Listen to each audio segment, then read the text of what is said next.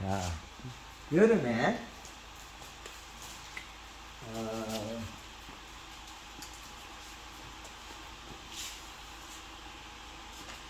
이 오이를 재배하면 얘가 어떤 현상이냐면 봄, 여름, 가을 달라요. 네.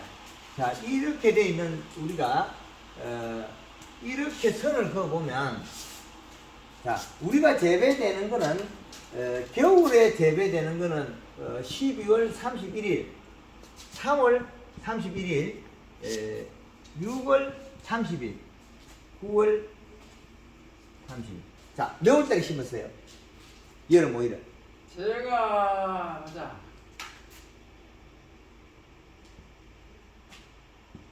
몇 월달에 심었어요? 8월 말쯤인데 하여튼 자. 그 말고 지나고 8월 말에 심었으면 9월 말이고 8월 말이면 이쪽이거든요. 예, 예. 공기예요. 7월 15일이 최고 공기라는 거죠. 7월 15일과 1월 15일. 이거는 저온. 1월 15일. 7월 15일이 고온이에요. 자, 공기를 지나서 8월 말경에 8월 말에 오이를 심으면 이거는 토양이 건조돼 가지고 비료가 위로 올라버려요.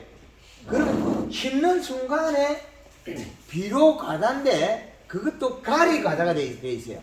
질소는 다 먹어버리고. 그럼 8월 말에 심은 오이는 시간이 지나면서 나빠지게요. 잎 테두리가 타고 노란색이 들겠죠. 잎 때문에 타는 거는 문제고 예, 오이가 맺어가 오이가 열매가 타버려. 그거 말은 이 공기를 지나면서 물에 담궈 가지고 침술해 가지고 용탈로 좀 식이면 되는데 비료를 용탈을 안 시켰으면 이 비료가 과다가 돼요. 그리고 점질동이나 사질동이 또 다르고 이 토양에 우리가 여름에 그 땅을 담그는 거, 물 소독하는 거 있지 않습니까? 네. 그걸 함으로 인해서 우리가 많았던 비료가 빠져나가요. 그런데 그걸 안 하고 그냥 하우스에 있는 상태 같으면 공기에 재배 안 하지요. 네. 그럼 땅 밑에 있는 비료가 올라와요. 땅 밑에 있는 비료가 올라가지고 땅에 많이 쌓인 상태에서 우리는 복합 비료나 퇴비를 심게 돼 있어요.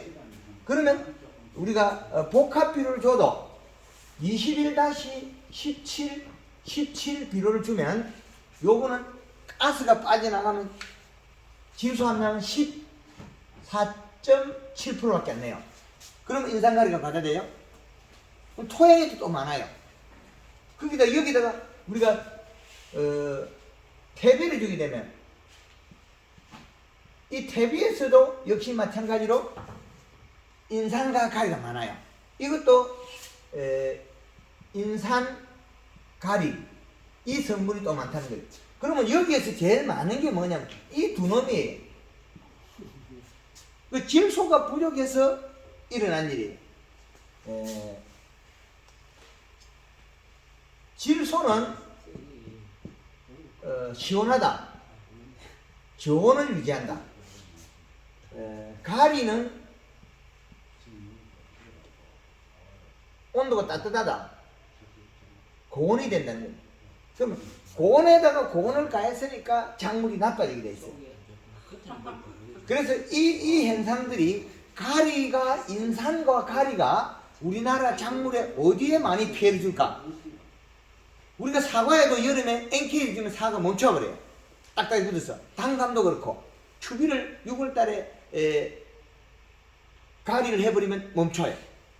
그래서 올해 고온기에 봄비가 작게 오고 여름에 8월달 왔단 말이에요. 사과밭에 단감밭에 봄에 퇴비를 한 포대 주고 비가 안 왔거든요. 그럼 소금이 그냥 있어요. 그게 비가 오고 8월달에 나온 거예요. 그럼 감이 땡땡이 안 커요. 단감도 안 컸어. 그러다가 올해 단감이 열과가 많이 나와요. 가리 성분 때문에. 그럼 봄비가 쭉쭉 와가지고 퇴비 주고 나면 가리가 빠져나갔어야 되는데 용탈이 돼서 용탈이 안 됐다는 거예요. 그와 마찬가지로 우리나라의 제일 대표적인 것이 뭐가 제일 피해가 많냐면 생강. 생강이 죽어요. 7월 말까지는 괜찮아요. 그러면 생강이 언제 주냐면 8월 달부터 9월 중순까지 죽어요. 이때까지가 얘가 사망을 한단 말이에요. 근데 9월 중순 이후에 태풍이 오면 온도도 떨어지고 가리가 빠져나가요. 온도도 떨어지고. 그러면 9월 말부터는 생강이 죽지 않아요. 이렇게 되거든요. 10월달 되면 멀쩡히 살아요. 이 성질 때문에, 가리가 따뜻한 성질 때문에 더워서 죽었거든요. 근데 이게 노란병이다 보면 병이다 그러는데, 또 고창에 가면, 복분자가 죽어요. 복분자가 죽어버려요. 복분자가 여름에 올라왔다 죽어버려요, 더워서. 근데 요소를 주니까 우리 회원들이 유튜브 보고 요소를 주니까 복분자 하나도 안 죽어요. 두더지가 뒤지긴 거면 죽고 안 죽겠나 말이에요. 그래서, 우리나라에 또, 이 고창에 많이 하는 복분자, 이것도 역시 마찬가지로 가리가다 고온열상으로 죽는 거예요. 이 죽는 것들이 가리가 많으면 인산, 가리 이 두 놈이 과다가 돼요. 거의 대다수가 이 두 놈이 동시에 과다된다는 거예요.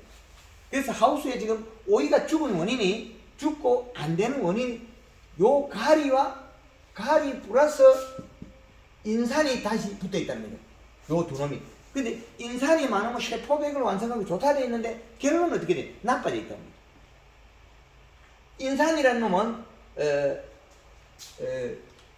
요소가 여 밑에 붙어 있으면 질소. 그러면 요래 둘의 결합하면 조면으로 바뀌어요. 그럼 이렇게 결합하면 된다는 거예요. 이 모양으로. 이렇게 하면 좋아져요. 근데 이게 많아가지고 이렇게 결합하면 나빠져요. 역삼각형. 이제 이해되죠? 그래서 이 원리를 아셔야 되는데, 그럼 우리가 이 결합 경도에 따라서 달라진다는 거죠.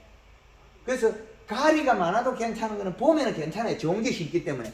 봄에 심으면 우리 일찍 심죠. 6월 중순에 이때 심죠. 그때는 괜찮아요. 하나 물어봐도 되겠어요? 예. 우리 이 대표님하고 이제 연결되고부터는 약 7대마다 예.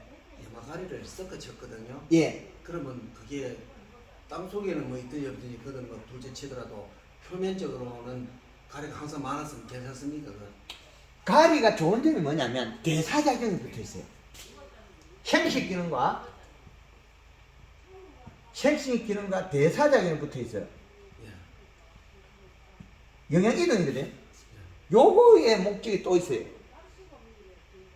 좋긴 하나 연면식은 소량이거든요. 대사작용.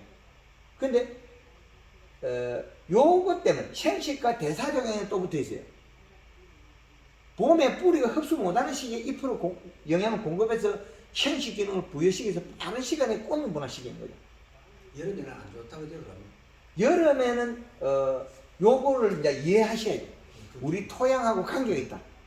아니 연면을 땅바닥에 주는 거 말고 연면도 연면 시기 대사작용만을 보면 좋은 거예요. 요거를 보면 대사작용으로 좋은 건데, 여름에 그렇죠. 대사작용으로 좋은데 이렇게 질소가 받쳐줄 때 이런 식으로 되어 있는, 이런 식으로 가리양이 적은 사람 이렇게 돼요. 밑에는 질소를 막 질소가 많고 인산이나 가리 양이 적어야 된다. 이제 이해되죠? 예. 고온계는 이렇게 구성되어 있고, 좋은 계는 이게 약간 많아도 아무 관계 없어요. 그래서 이 원리를 알아야만이 우리는 작물의 기본이 되는 거죠. 그래서 저는 작물이 여름에는 가리를 되도록이면 안 쓰는 게 좋네요. 연면 시기도, 연면 살포할 때도. 숲기를 땡겨야 되는 장점이 요거 때문에 써야 돼. 복숭아를 늦게 따버리면 동이 안 되거든요. 6월달이니까 아직 그 딸라가면 10월 말 때가 따는데 줄 필요 없대. 괜찮아요. 그러면 꽃눈이 또 다른 방향, 역방향으로 가요. 그래요. 그렇죠. 그럼 계속 주는 게 좋다 이 말입니다. 그렇죠. 그리고 그게 가리가 들어가야 질소가 부족분을 알 수가 있어요. 잎이 타니까. 잎이 타면 빨리 요소를 줘가지고 잎을 두껍게 멈추면 되거든요. 근데 이런 대사작용의 기본을 알아야 되거든요. 지금 우리 오늘 경주 그 사과 장목관에 오면서도 밀양 얼음골하고 통하는데 밀양 얼음골에서 그 산이 높고 가다 보니까 겨울에 지난 겨울에 탈 수가 없었단 말이에요. 그러면 800g, 900g까지 나온다고 그래요. 사과가 800g, 900g까지 이 따망이 나온다는 거죠. 예, 지금 배대고로 가는 지난 겨울이 잘못되어 있기 때문에 농가들이 많이 피해가 커요. 겨울에 탈수 때문에 비가 안 와서. 그런데 황금알 놓고 한 거는 여기 하우스에 지금 여름에 하우스 안에 아무것도 안 하고 물을 안 주고 해가지고 비료가 밑에서 올라온 거나, 그리고 우리가 겨울에 여기 우리 작년 11월 달부터 이듬해 뭐 봄까지 비가 나버렸잖아요. 그러면 이로 인해 가지고 나무가 탈수가 된다는 거죠. 과수에서는. 그래서 오이 재배는 여름에는 질소량이 많아야 돼요. 공기에서는. 공기는 우리는 어디에서 공기로 보냐면 5월 말부터, 그죠? 그 사이마스의 포도는 4월 말부터 보면 돼요. 하우스는 4월 말부터 공기를 보면 돼요. 4월 말부터 그 다음에 10월 말까지 9월 말 10월 말 10월 말까지를 하우스는 이 기간을 공기로 보면 돼요. 자, 이렇게 긴 공기라는 거예요. 그래서 이 공기에는 가리 가다가 염려된다는 거예요. 그러면 봄에 우리 이것보다 더 빨리 심었죠? 오이를 2월 중순에 하우스에 뭐 심잖아요. 예. 그러면 3월달에 1월, 2월 이때 2월 중순에 식재를 한 작물은 하우스에서 장이 없잖아요. 여기까지 가리 가다에 장이 없다고. 고온이 아니기 때문에 가리 가다 장이 없다고. 그 다음에 여기서 나타난다고. 4월 말부터. 그럼 5월달부터 가리를 인해가지고 잎이 노릇노릇하고 노화되고 일어나는데 그 언제까지나 10월 말까지 일어나요. 약 10월 말까지. 그래서 이 현상을 다, 그럼 우리가 봄에 정식했던 오이가 됐건 토마토가 됐건 이런 장이 없다는 거죠. 수박을 심으면. 그런데 4월 말, 이게 샤이마스케치 4월 말 5월 중순 요때 장이 일어나요. 하우스 사이마스케치. 그 비가리 변하면 그때 바람 안 불고 날씨가 따뜻해지면 생장점에 잎이 오그러져요. 그러면 포도 껍질이 두꺼워져요. 우리가 사이마스케치 포도 먹는 껍질 두꺼운 거 있죠? 네. 그 언제 만들어져? 봄에 만들어졌다는 거예요. 봄에 어릴 때 유가기에 처음에 포도가 만들어질 때 덩쿨, 송이 줄기가 나왔을 때, 그 송이가 나왔을 때 어릴 때 만들어져요. 그 잘못된 것들이 최소한 얼마 전에 일어났어요. 역추적에 가야 돼. 과실이 잘못됐으면 역추적에 가야 돼. 과일이 크다가 안 컸으면 역추적에 가야 돼. 지금 지금 우리가 오이를 하신다는데 지금 오이가 8월 말경에 심었기 때문에 지금 오늘이 10월 말이잖아요.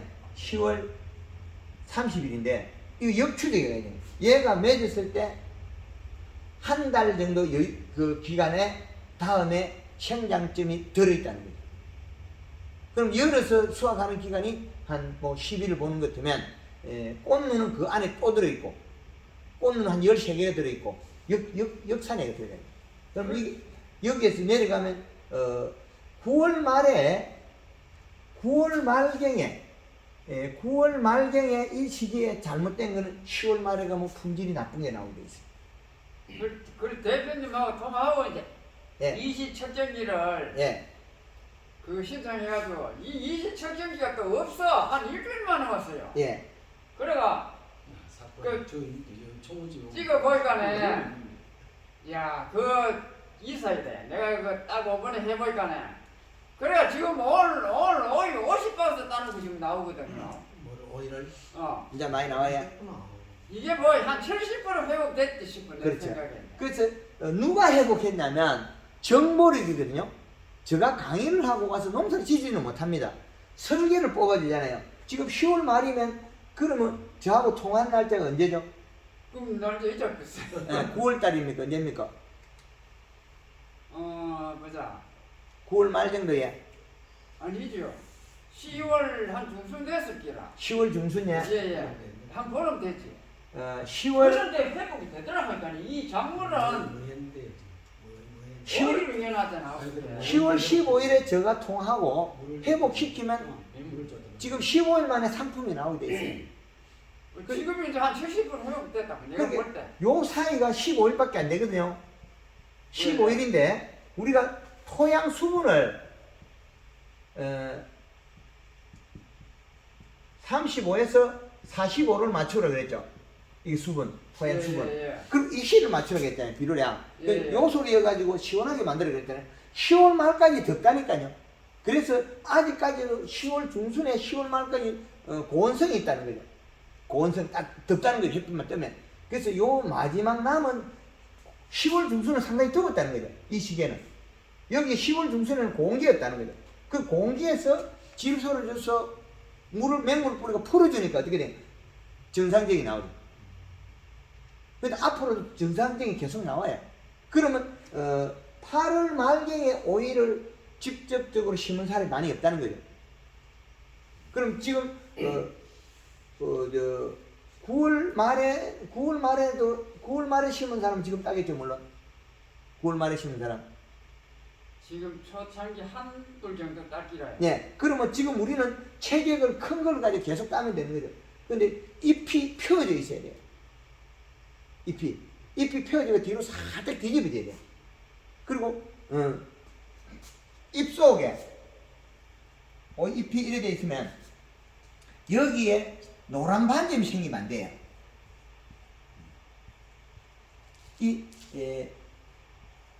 노란 반점은 어떤 역할을 하냐면 가리가다 돼서 열상이거든요.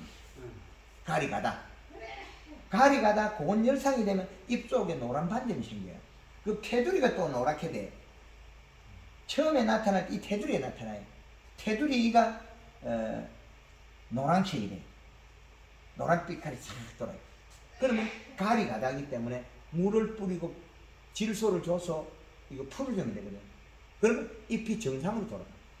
그러면 어떻게 되냐? 상품이 질이 좋은 게 나오게 돼요. 그래서 흙골에다가 지금은 요소를 좀 묻히면 됩니다. 흙골에다가. 흙골에는 뭐예요? 뭐래요? 멀칭이 다 되고 있는데 멀칭이 다 되고. 그럼 다음엔 할 때 흙골에도 관소를 이어놓으세요. 흙골에다가 관소를 이어라. 그리고 흙골에다가 한 번씩 요소를 미리 해야 돼. 그 뿌리 뻗어 그것을 또 먹어야 돼. 그럼 뿌리가 우리가 가용 면적이 우리가 이 두둑 요 사이를 하는데 여기에서 비료 주스 1이 들어가야 되거든요. 그럼 여기서 비료가 들어가고 열이 들어가는 거, 우리 관수 들어가는 거, 여기에서 또 누가 1이 양쪽으로 들어가야 되거든요. 우리 그 지방에 있는 그 오해하는 동생한테 보면 여기에다가 그 성장 N을 갖다가 100평에 한 포씩 흩어놓게 했거든요. 오이가 너무 많이 나서 따라 따지는 못해. 여기에다가 성장 N이 30%가 성장 N이 20%짜리 비료거든요. 18%짜리 거예요. 18%짜리. 18% 질소인데 이 18% 속에 성장 N이 성장 N이라 하는 비료 18%짜리 질소. 여기 질산태 질소가 6%가 들어있고 6이라는 숫자가 들어있고 그 다음에 속효성이 10이라는 숫자가 들어있어요. 그래서 18이에요. 그래서 18인데 요걸 계산하면 어떻게 되냐면 가용성 질소는 약 20%가 나요. 21-1 복합비료가 거의 막 먹어요. 여기 6%가 없어지지 않거든요. 6%는 그냥 6%예요. 질산태이기 때문에. 그러면 얘가 한 20 정도의 질소가 되거든요. 그래서 이 비료를 성장 N을 이 흙골에다 흩었단 말이에요. 그래서 요 비료가 녹아들었겠죠. 그래서 오히려 엄청나게 따라 있어요. 그럼 6% 요거는 가스가 발생 안 해요. 여기 6%는 수조, 요거는 성장 N 속에 그 질산태이기 때문에 가스가 안 나와요.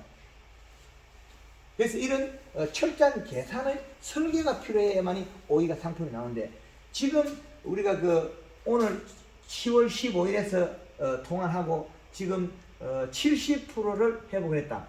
이게 굉장히 그런데 요소하고 연면식하고 맹물식으로 풀잖아요.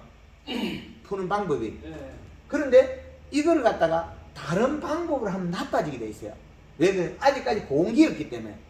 그 고온기에 비료 구성이 질소가 많고 인산가리가 적어야 돼요. 근데 앞으로는 이게 조금 같아져도 괜찮아요. 온도가 내려가니까. 그러면 이 비료가 넘어가서 내년 봄에까지는 괜찮겠죠. 그 내년 4월달부터 4월 말부터는 5월달부터 해를 떠줘요. 가리가. 그래서 하우스에는 퇴비를 좀 적정히 저는 것 같으면 인산가리 양을 줄여줘야 돼요. 그렇지 않으면 이런 고온기에 작물 재배가 안 돼요. 가리 나다 고온 열상이 일어나더라는 거죠. 그래서 고온기 하우스 고온기를 계산해야 돼요. 더운 시간을 계산해야 돼요. 이 안에 재배될 때는 여기에 8월 말에 오이를 심을 때 복합비료 주면 안 된다는 거예요. 밑비료 요소를 줘야 돼요. 요소만 줘야 되지 다른 그 비료는 땅에서 올라오고 있으니까. 그래서 지금 비료 업체들하고 질산태 요소 코팅 비료를 지금 포장을 해가지고 판매하는 걸 지금 그 연구를 하고 있거든요. 요소 비료. 우리가 실질적으로 이 시기에는 요소가 필요한 거예요. 요소가 질소가 코팅된 거, 천천히 녹아 나오는 거. 그럼 우리가 고온기에 들었을 때 우리가 과수에서 고온기로 들어서는 이거는 5월 말 6월 달부터 고온기로 들어가거든요. 근데 고온기로 들어가는데 여기가 6월 말이란 말이에요. 6월 말은 이미 고온기로 들어와 있는 거거든요. 고온기에. 그럼 5월 달이나 6월 달에 우리가 NK를 뿌려버리면 고온기에 들었을 때 올해 같은 경우에는 어떤 현상이냐면 비가 워낙 안 오기 때문에 퇴비를 줬으면 그 퇴비에서 인산과 가리가 그냥 있어요. 녹아가 없어지지 않았다는 거예요. 그러면 거기에다가 비료를 우리가 추비를 했으면 인산가리 가다돼서 7, 8월 달에 과일이 안 커요. 이제 이해되죠? 그럼 한 가지 물어볼까요? 예. 그러면 지금 복합 비료 같은 경우에는 완효성 완효성 해가지고 그냥 오래간 비료 있지 않습니까? 그 대신에 그거는 인산가리가 섞이고. 예. 지금 그러면 질소만 주려고 하면은 질소가 코팅되는 거 안 나오니까 아직까지는 안 나오니까. 그거 안 나오면 자주 줘야 되겠네 그럼요. 아니요. 누보에서 가격이 비싸서 그렇지. 누보에서 코팅 30%짜리 나와요. 가격이 비싸지 그렇지. 그렇지. 그러면 이제 그걸 안 쓴다 하면은 질소가 30%짜리 있다는 거예요. 질소가. 그렇게 안 쓴다 하면 그거 한 번 줄 걸 질소 그냥 요소 비료 한 맞습니다. 3번 정도 나눠주면 그거하고 효과 맞지 않습니까? 그렇죠. 우리 가수에서는 이제 다시 따로 할 건데 우리가 과수 농사에서는 전체 우리나라 전체 데이터를 해보니까 채소비로 우리 총무님 집 같은 데는 1년에 2포에서 3포를 쓰면 비료가 적정하다. 완전 점질토라는 거죠. 그 다음에 중점질토는 4포에서 5포로 쓰지 않으면 품질이 그러면 안 나오게 돼 있어요. 사과가. 이 데이터를 이제 찾아내는 거죠. 그래서 우리가 온도의 변화의 질소량 그리고 나무가 그 과수 같은 경우는 이 또 문제가 또 따로 있어요. 식물은 엽채류들은 비료 보관 능력이 떨어져요. 비료 보관 능력이 몸에서 저장할 곳이 많이 없어요. 잎에나 좀 저장하고. 근데 우리가 오이나 토마토 얘들은 비료 저장 능력이 별로 없어요. 오이는 잎이 커서 일을 하는 거고 토마토는 잎이 두꺼워서 일을 하는 거고. 그럼 얘보다 얘가 비료 더 많이 먹어. 이거는 다비성 작물이에요. 비료를 더 많이 먹어요. 그 오이는 이건 저온 약간 시원한 성질. 여름인데 여름 자체를 너무 뜨거운 거 싫어해 또. 근데 여름을 좋아하되 비료는 저온성 비료 뭐 이게. 여름에 자란다. 이 여름 작물인데 먹는 비료는 저온 비료는 뭐예요? 온도가 안 올라가는 거. 그럼 저온 비료는 질소거든요. 질소를 많이 먹고 커야 되는 작물이 오이다. 이렇게 해석해요. 그 토마토는 비료를 좀 다양하게 먹어도 견뎌요. 왜? 잎이 두께가 두꺼운 작물이다. 잎 두께. 토마토는 다비성 작물이나 이것도 역시 마찬가지로 여름에는 저온을 만들기 위해서 질소질이 다량은 필요합니다. 그러나 오이보다는 다르다는 거예요. 토마토는 여지간히 잘못돼도 먹고 살아요. 왜? 잎이 두꺼워지는 거니까. 근데 잎 두께가 두꺼워야 되는 게 토마토하고 그 다음에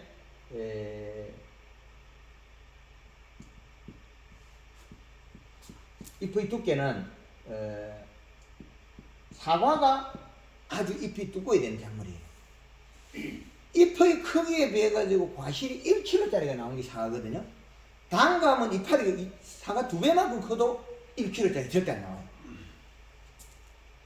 사과는 1kg짜리 과일을 딸 수 있어요. 부사도, 홍도 따고. 그런데 단감은 아무리 커도 최고 커도 600g을 넘지를 못해요. 600g.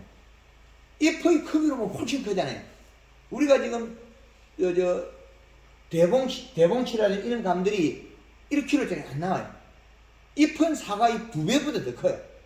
약 3배 정도 크겠죠. 3배, 4배. 그러면 다비성 작물은 사과는 다비성이 돼요. 다비성.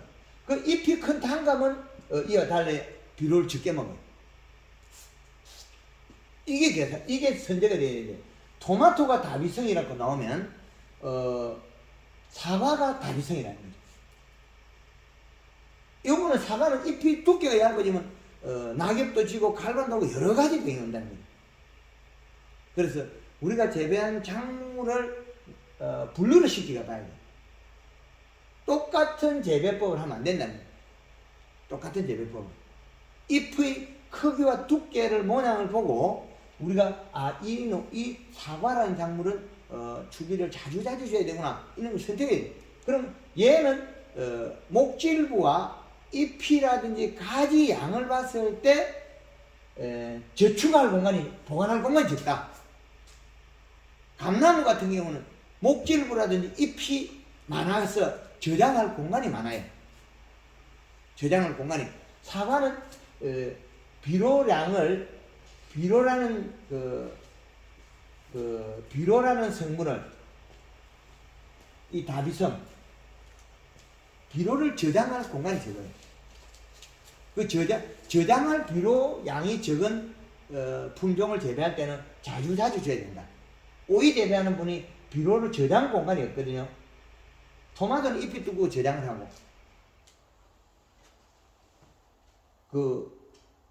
사과는 잎이 두꺼워야 되는 작물이에요. 잎 두께.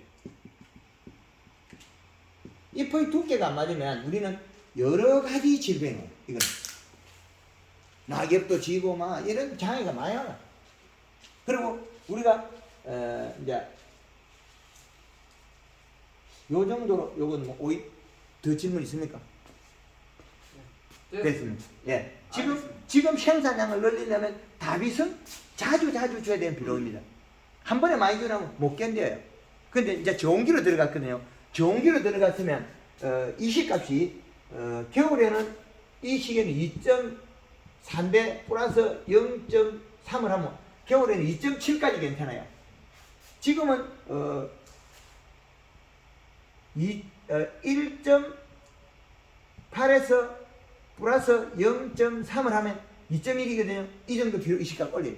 2.2까지나 2.3까지 가도 괜찮아요. 그러면 질소를 넣어서 맞춰야 되네요. 그럼 2.몇까지 올리면 상당히 많이 나올 건데 잎을 봐야 돼요. 왜 그러냐면 요소 비료는 이시 측정이 안 됩니다. 이시 측정이 이제 이해되죠?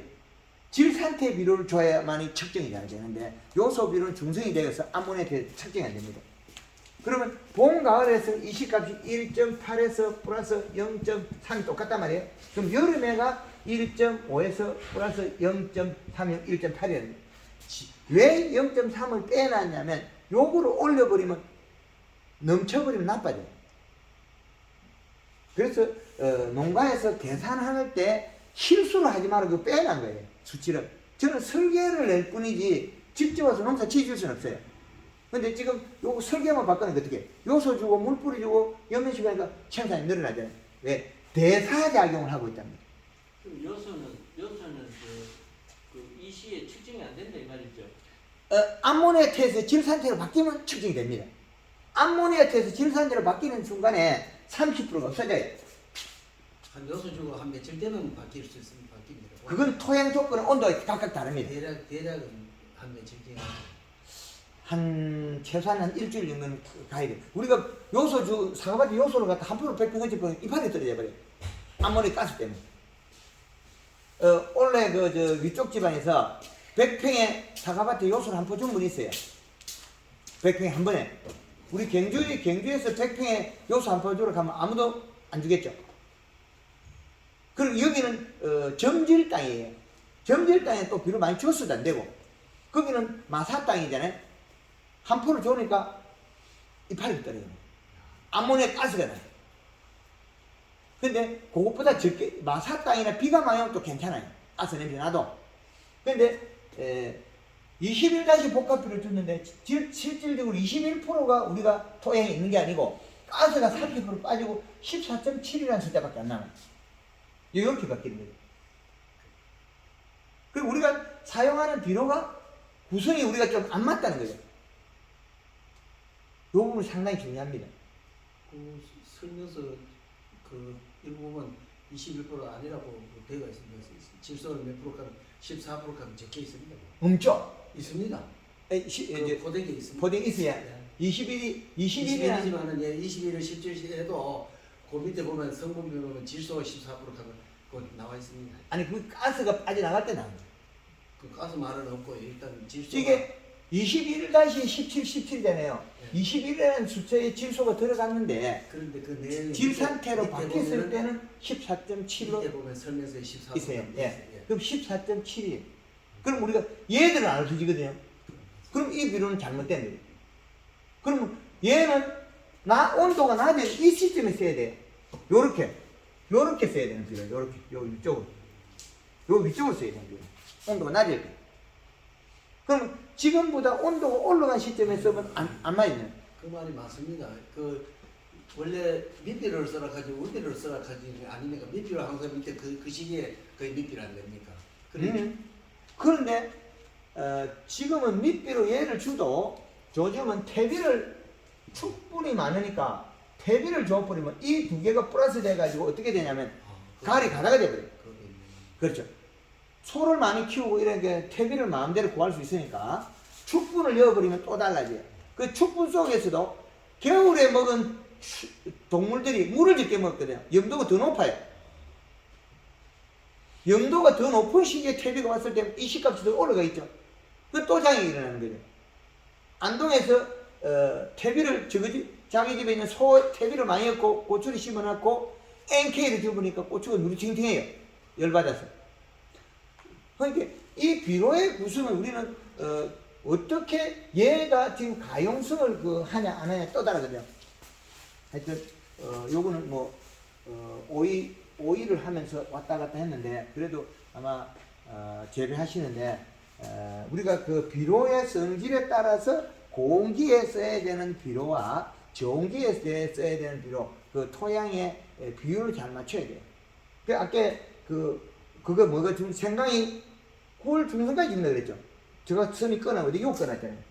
그래? 그럼 이 온도의 변화에 따라서 이렇게 방향이 바뀌는 거죠. 4월 말까지 5월 달부터. 그렇죠. 요 경향에 따라서 이 바뀌는 거예요. 그럼 우리나라에서 고온기라는 거는 5월 달 넘어서 6월 달 시작부터거든요. 그럼 6, 7, 8, 9월 달까지는 거의 고온기로 들어가는데 9월 중순 되면 풀리고 있거든요. 근데 하우스는 또 별개예요. 하우스는 온도가 또 더 이까지 올라가고 있거든요. 그래서 고온기로 나눌 때는 6월 초부터 해서 우리는 9월 중순까지로 보면 돼요. 그러면 노지에서는 9월 중순까지의 이 고온기로 보면 되는 거예요. 여기서 여기까지 요까지. 그런데 우리는 여기에 비료를 뭘 써야 될 거냐가 중요하겠죠. 가수원이 됐건 하우스 기간이 똑같다는 거예요. 근데 하우스는 요 기간이 더 길고 4월 말부터 해가지고 뭐 10월 말까지나 10월 중순까지 해당하겠죠. 10월 말은 아니고 10월 중순까지 아마 해당할 거예요. 그러면 4월 말부터 해서 10월 중순까지가 하우스는 고온이라는 거예요. 그런데 노지에서는 5월 말, 6월 초부터 해서 9월 중순까지가 고온기로 보면 돼요. 그런데 9월 중순이 돼도 안 되더라는 거예요. 왜? 과일이 보니까 가리가 많으니까 안 커버리더라는 거예요. 그러니까 9월 말까지로 노지에도 약간 일부 고온기를 봐줘야 된다. 그러니까 9월 말까지가 6월 말부터 5월 말부터 6월 말까지가 고온기로 보면 되는 거죠. 노지. 그 고온기에서 질소량의 차이에 따라서 과실이 크고 안 크고 우리가 과일이 쪼개진 것도 있잖아요. 총무님 우리 사과 쪼개진 거 있죠. 쪼개진 그 원인이 요겁니다. 사과가 쪼개진 원인이 5월 말부터 해서 9월 말 사이에 가리 가다에서 못 자라가지고 쪼개진 거예요. 이제 이래죠. 이 시기에 제가 다니면서 보니까 우리 어머님 집 옆에 담벼락에다가 단감나무 퇴출을 심어놨어요. 그 집 앞이니까 음식물을 주는 거죠. 그러니까 9월달에 된 거에서 제가 보니까 이놈이 이시 측정에 약 1.8, 2점대가 나와요. 근데 뭐 어떻게 감이 안 커요. 노래 탱탱하게 해가지고 땅땅히 굳어서 요소를 주세요. 그 요소를 주가 딱 쭉 크다가 다 먹고 나니까 또 안 커요. 요소 다 먹고 나니까. 그럼 우리가 지금 사과 재배에서 퇴비를 주게 되면 퇴비가 올해는 봄비가 나서 용탈이 안 됐다는 거예요. 그 퇴비 속에서 인상가리가 그냥 달고 간 거예요. 그 다음에 우리가 추비를 갖다가 복합비료나 뭐 이런 NK를 주게 되면 가리 가다 돼서 과일이 안 자라고 있다. 그러니까 터져버려. 요 부분, 여기 5월 말부터 9월 말 사이에 일어난 일이다. 가리 가다 고온열사. 특히 올해 단감이 거의 많습니다. 단감이 올게 다 소가가 되고 따가지고 뽑기 떨리고 대가리 물러지고 그 현상이 요겁니다. 이제 이해되죠? 예. 잘 들어주시다가 아마 활용하시면 될 겁니다.